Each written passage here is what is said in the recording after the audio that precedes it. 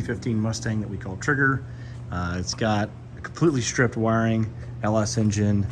We have a standalone E-Pass rack from a 15 Mustang with a little standalone harness we have and power we did. And then we have an S197 ABS brick out of an 11 to 14 Mustang working in standalone too. It doesn't have any CAN wiring except for one extra sensor. We have the speed sensors, the power, and we have one yaw module that's under the center console, and that worked.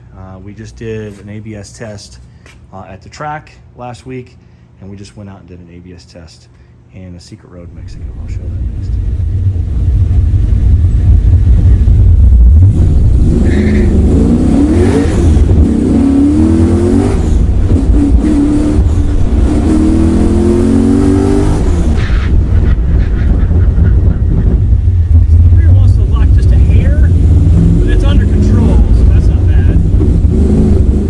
For the poor audio, we're going to use a remote mic next time with that camera, but the tires we were using on this test, because we didn't know it would work, we had just changed speed sensors with a different spindle, so we're using the Mach 1 22 23 Mach 1 spindle and the ABS sensors, which I'll show.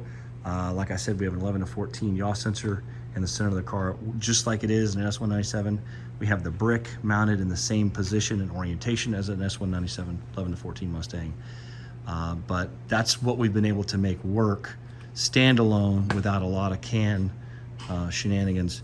The tires we're running are super crappy, 5-year-old Bridgestone RE71Rs, because we thought about they might become square when we're done. Normally we'll run this 315 3018 Yokohama AL52 on this 1812 wheel. We got to make some changes to make those fit.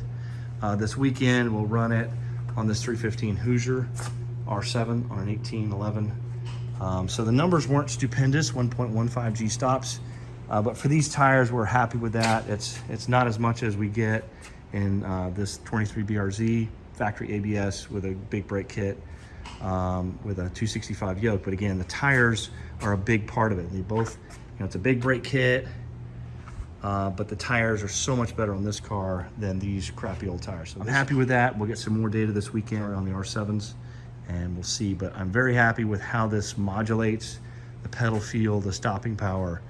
It's better than what we saw, up until the very end with this Mark 60.